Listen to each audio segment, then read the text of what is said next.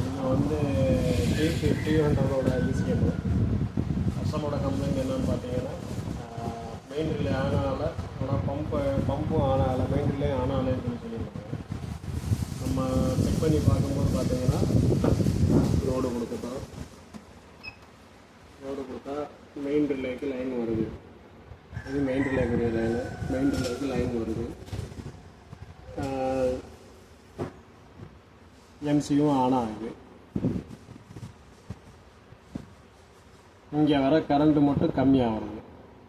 ஓகேவா? இப்போ இந்த இதுக்கு வர கரண்ட், இந்த கெப்பாசிட்டிக்கு வர கரண்ட்டு கம்மியாகுதுன்னா இங்கே இடையில எங்கேயோ பிளாக்கேஜ் இருக்கும். மேக்ஸிமம் இந்த மாஸ்பெட்டு போயிருக்கலாம், அப்படி இல்லைனா இந்த பவர் ஐசி போயிருக்கலாம். இந்த பவர் ஐசி தான் வந்து எல்லாத்துக்கும் சிக்னல் கொடுக்கும். பம்புக்கு, காயிலுக்கு, இது எல்லாத்துக்குமே இதான் சிக்னல் கொடுக்கும். பார்த்தீங்கன்னா 3 வோல்ட் மெயின் வருது. இந்த டேண்டலம் கெப்பாசிட்டரில் என்ன வோல்ட் வருதோ 3.28, இந்த 3.28 தான் இங்கே வருது. ஸோ இந்த இதிலேருந்து இங்கே வர இதே நமக்கு வந்து கம்மியாக வருது.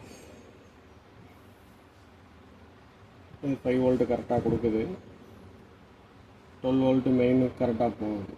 ஸோ இது ப்ராப்ளம் கிடையாது. நமக்கு இந்த ஐசியில் ப்ராப்ளம் இருக்கலாம். மேபி இதை எடுத்து வெளியில் வச்சு டெஸ்ட்டு பண்ணதுக்கப்புறம் வேணால் கம்ப்ளைண்ட்டை சார்ட் அவுட் பண்ணலாம். இப்போ இங்கே வர லைன் வந்து பார்த்தீங்கன்னா 12 வோல்ட்டு கரெக்டாக வருது. ஓகேவா?